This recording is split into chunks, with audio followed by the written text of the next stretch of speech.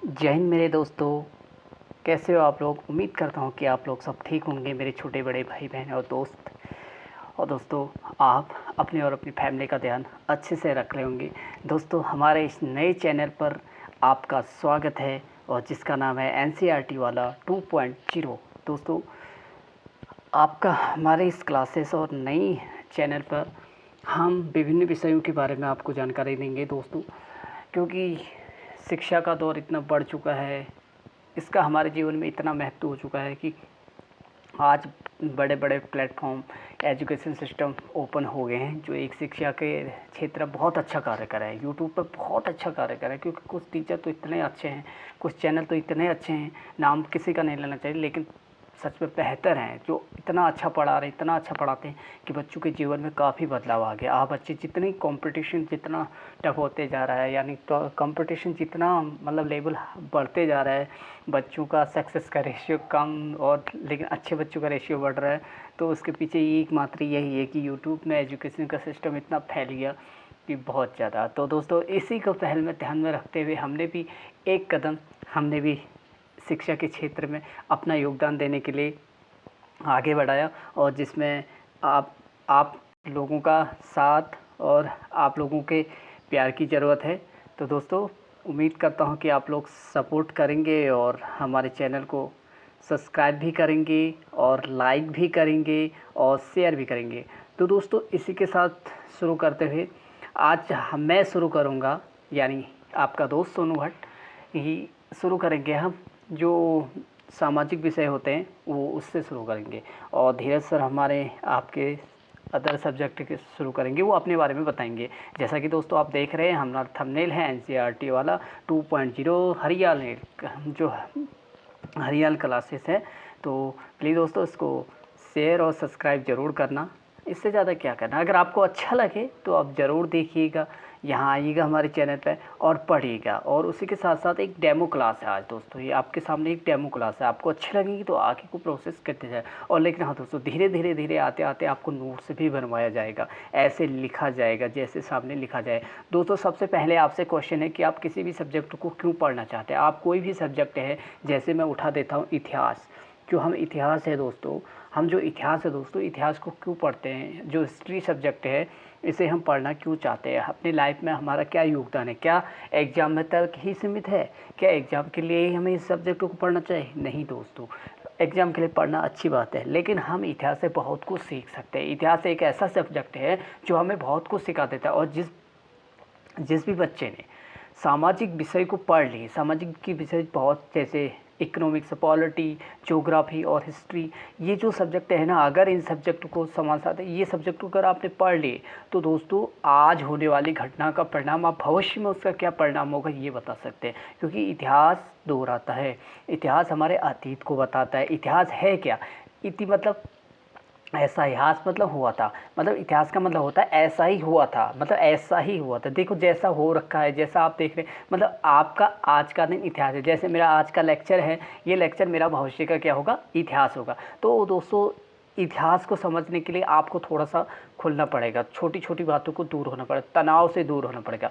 दोस्तों, एक एक पॉइंट ध्यान से देखना, वीडियो को रोक के उसे नोट्स बनाना। अगर हाँ दोस्तों, इस वीडियो को अगर आप देख रहे हो ना, तो एक दो क्लास में आप डेमो देखिए, फिर उसके बाद अगर आपको अच्छा लगता है तो प्लीज़ दोस्तों फर्स्ट से देखिए, शुरू से देखिए और एक एक नोट्स बनाइए। अगर आप में से 4 बच्चे भी ऐसा कर रहे होंगे ना, तो रेगुलर क्लास आएंगी, लगातार वीडियो पढ़ेंगी पेज पे। और आप लोग, अगर आप धीरे धीरे धीरे धीरे प्रोग्रेस होगा।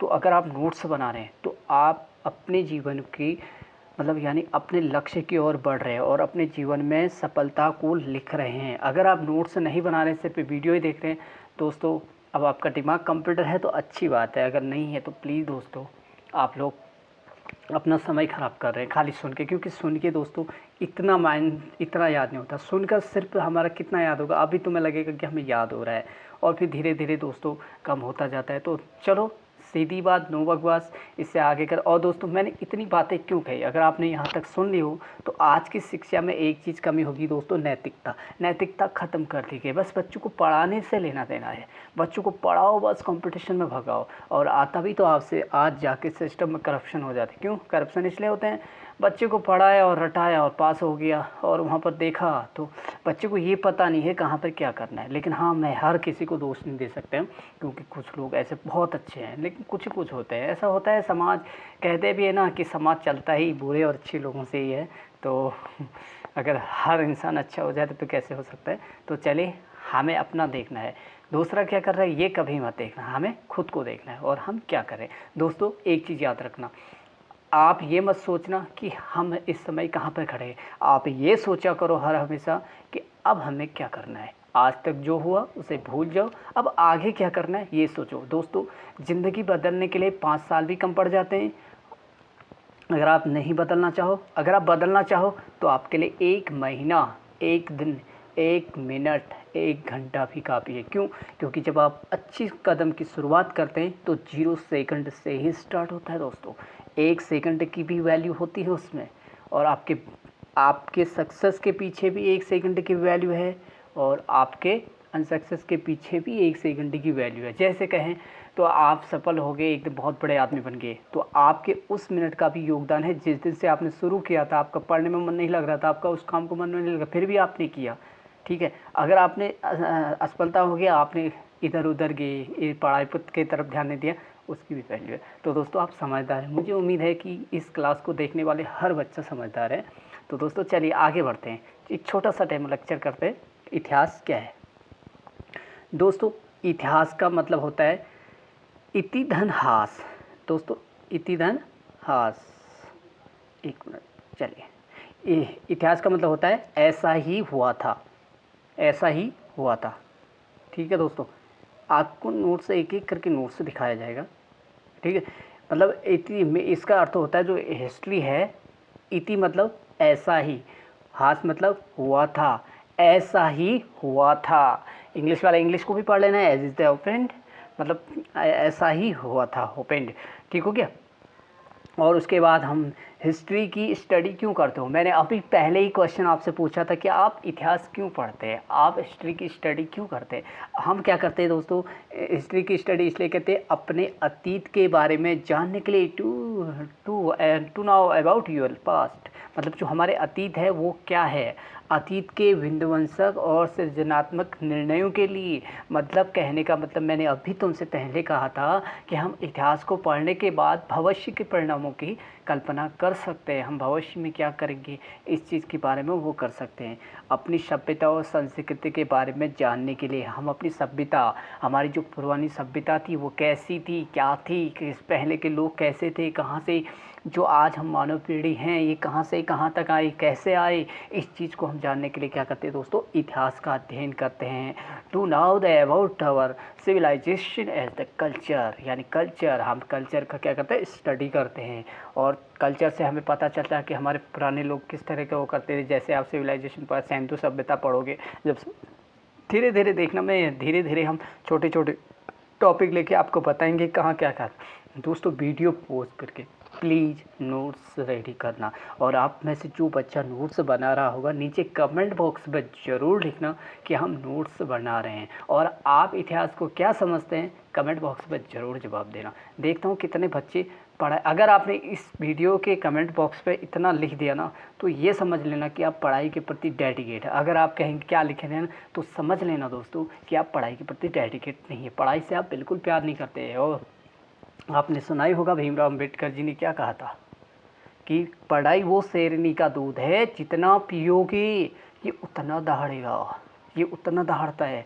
तो चलिए आगे बढ़ते हैं दोस्तों। फिर उसके बाद मैंने अभी कहा था हम अपनी संस्कृति और सभ्यता का, अब दोस्तों संस्कृति क्या है, यानी सभ्यता क्या है, कल्चर क्या है, तो चलिए हम इसी को दोस्तों, सभ्यता क्या है। सभ्यता केवल भौतिक दृश्य है, यानी फिजिकल विजुअल कहते हैं हम दोस्तों।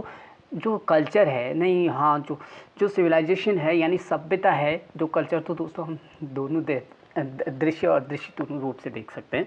लेकिन जो सभ्यता है इसे केवल हम भौतिक दृश्य और पहलू से देखते हैं, ठीक है। एग्जाम्पल क्या होता है दोस्तों, स्टोन एज यानी पाषाण काल, सिविलाइजेशन जो सिंधु सभ्यता, इस तरह की जो सभ्यताएँ हैं, Indus valley civilisation, Indus valley का मतलब समझ रहे हो ना दोस्तों, सिंधु सभ्यता, हाँ।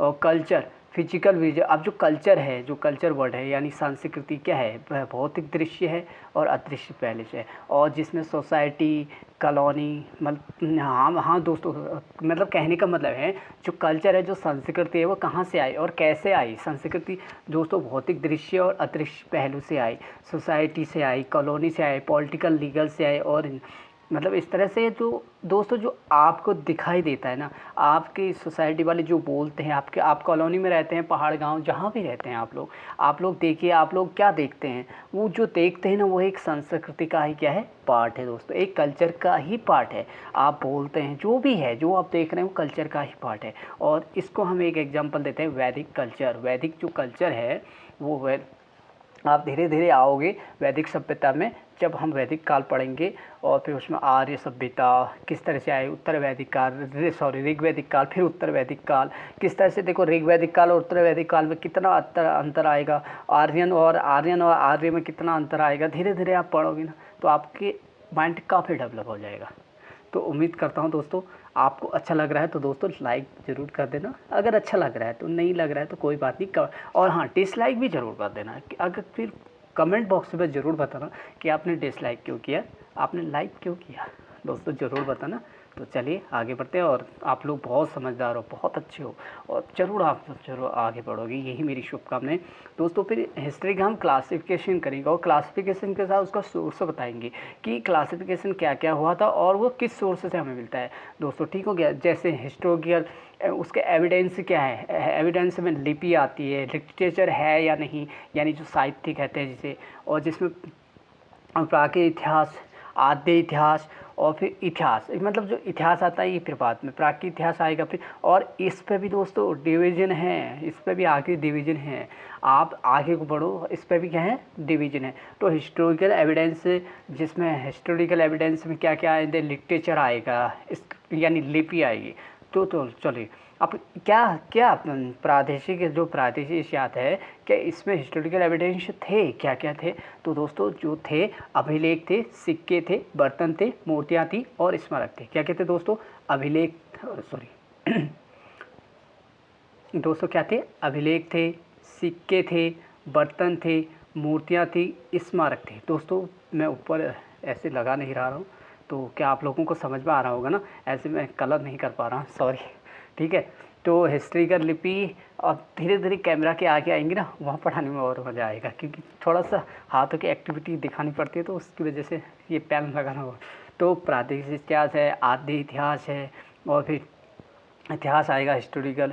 फिर उसके बाद दोस्तों स्क्रिप्ट आएगी, लिपि आएगी, लेक्चर आएगा, पाषाण काल आएगा, ग्राउंड ऑफ सेट। फिर उसके बाद दोस्तों पुरापाषाण काल आएगा, मध्य पाषाण काल आएगा, नव पाषाण काल आएगा, ठीक है। फिर उसके बाद दोस्तों प्री हिस्ट्रिकल, और ये पाषाण काल। दोस्तों ये जो नोट्स बना रखे हैं ये मैंने खुद से बना रखे हैं, तो बड़े हो से काफ़ी मेहनत से बना रखे हैं, पढ़ाई करके क्लासों से इधर उधर से, क्योंकि मैं खुद भी एक पढ़ने वाला बच्चा हूँ। तो प्री हिस्ट्रिकल, स्टोन एज पाषाण काल, ठीक है। उसके बाद दोस्तों आद्य पाषाण का पहलू थी, मैं वही, तो इस तरह से जो हम डिवीज़न करते हैं, तो ऊपर हम जैसे हमने ये जो प्री हिस्ट्री है यानी प्राकृतिक इतिहास काल, इसके भी जो डिवीज़न है आद्य, मतलब इसके भी हम अलग अलग भागों में क्या करते हैं, डिवीज़न करते हैं। इसका फिर हम किस तरह से सोर्स है, क्या है, और ये करते हैं। दोस्तों अभी के लिए इतना ही, वीडियो का लेक्चर काफ़ी बड़ा हो रहा है, आप लोग क्या पता पहली क्लास में बोर हो जाएं, तो इसलिए नहीं चाहते हैं कि पहली क्लास में ही आप लोगों को बोर कर दिया जाए। धीरे धीरे, क्योंकि आप लोगों का प्यार और साथ बहुत आगे तक चाहिए। तो दोस्तों जय हिंद मेरे दोस्तों, आप लोगों को अपना और अपनी फैमिली का ध्यान रखें। लास्ट में एक बात ज़रूर कहूँगा कि आपका जिसमें से जिसका भी जन्मदिन हो, आप ये लेक्चर जिस दिन भी देख रहे हो, कभी भी देखें, साल में एक बार एक पेड़ ज़रूर लगाएँ, ताकि पर्यावरण को क्या करें दोस्तों, सुरक्षित करें। धारणीय विकास तो पढ़ा रखा होगा आपने सतत, ठीक है दोस्तों। तो जय हिंद मेरे दोस्तों फिर से।